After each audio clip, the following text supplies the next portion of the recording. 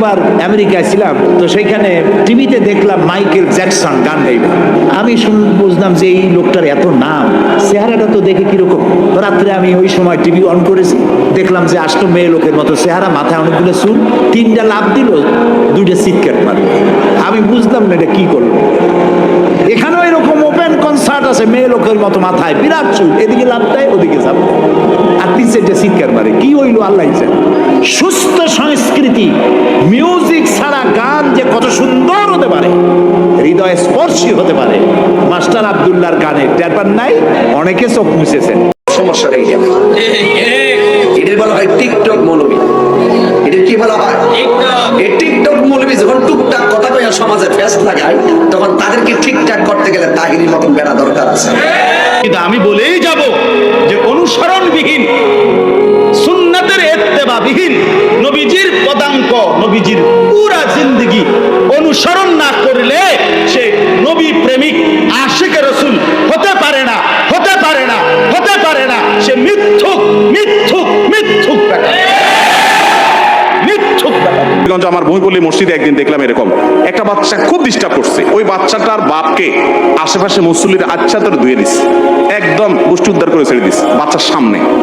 আমি ছিলাম সাথে পিছনে কাতারে। তো আমি পরে ওই ধমক দিয়ে যে ওই বাচ্চার বাপারে অনেক বকাঝকা করছে, সেই লোকটার পিঠে হাত দিয়ে বললাম, বাবাজি বড় একটা জঘন্য কাজ করছেন এবং আল্লাহর কাছে মাপ চান। আপনি কারে ধমক দিয়েছেন? কোথায় ধমক দিয়েছেন আপনি? আল্লাহর ঘর, এখানে আপনি বাচ্চাটার ধমক দিলেন, বাচ্চাটার বাপকে ধমক দিলেন। আমি প্রায় বলি, বাবারা, যদি কোনো মুসল্লির সাথে বাচ্চা এসে বেশি ডিস্টার্ব করে, আছে না অনেকগুলো বেশি ডিস্টার্ব করে, আপনি বাচ্চাটার বাপকে 100 বার বোঝাবেন, কিন্তু বাচ্চার সামনে না। বাচ্চাদের অনেক অসুবিধা হয়। বাচ্চা তো মনে করবে, হায় হায় রে, আমার বাপে আমাকে মসজিদে না বোধহয় বিরাট অপরাধ করে ফেলছে। আমি যখন বিয়ে করি, আমার শ্বশুর বাড়ি ঢাকার আজিমপুরে, তখনই কোটি টাকার উপরে জায়গার কাঠা। আমি যখন বিয়ে করছি 17-18 বছর আগের কথা বলছি। তো সেখানকার বাড়িওয়ালা আর আমি হলাম সন্ন্যত ছাড়া গরিব। তখন আমি মাত্র 2800 টাকা বেতনে চাকরি করি। আমার শাশুড়ি আমার সাথে বিয়ে দেওয়ার জন্য রাজি হয়ে গেছে। আমার শ্বশুর মারা গেছেন। তো আমি নিজেই অবাক হয়ে গেলাম যে ভদ্রমহিলা কি দেখে আমার কাছে বিয়ে দিতে রাজি হয়ে গেল। 2800 টাকা কি ঢাকা শহরে খাবে না বাসা ভাড়া দিবে? অথচ আমার একটাই শেলিকে, একটাই ভাইরা, সেই বেচারা অনেক পয়সাওয়ালা মানুষ, আমি গরিব মানুষ, কিন্তু আমার কাছে দিয়ে দিছে। আলহামদুলিল্লাহ, তাদের মেয়ে দুঃখে নাই, সুখে আছে আলহামদুলিল্লাহ। এটা আমি অন্তত বলতে পারি। বাংলাদেশে একবার প্রথম সারির এক পয়সাওয়ালা মানুষের কাছে গেছিলাম আমি, সোহাগ ভাই সহ, একবার কোন একটা কাজে।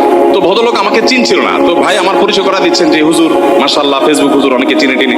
তখন লোকটা বললো, সরি আমি চিনতে পারলাম না। আমার খুব অপমান হলো। ভদ্রলোক বুঝতে পারছেন পরিস্থিতির সাথে সাথে উনি সামলায় উঠে বললেন যে আসলে আমার মোবাইলে সোশ্যাল মিডিয়ার কোনো অ্যাপ নাই, তো এগুলোতে সময় দেওয়ার সুযোগ আমার পায় না। তখন বুঝলাম যে এই লোক দেশের প্রথম সারির ব্যবসা প্রতিষ্ঠানের ওনার কেন হতে পেরেছে, কিভাবে হতে পেরেছে। সেই সমস্ত ফালতু সময় দেওয়ার মতো সুযোগ তার হাতে নাই। খুব ভালো করে শুনে রাখো, মোবাইলের নেশা আছে আর জীবনে বড় কিছু করতে পেরেছে, এই দুইটা জিনিস আসলে একসাথে করতে পারবা না। প্রতিজ্ঞা করে নেন, নামাজ অনেক বেশি পড়ার দরকার নেই। 5 ওয়াক্ত সালাত আদায় করছেন, মৌলিক সালাত গুলো আদায় করছেন, জুমা আদায় করছেন।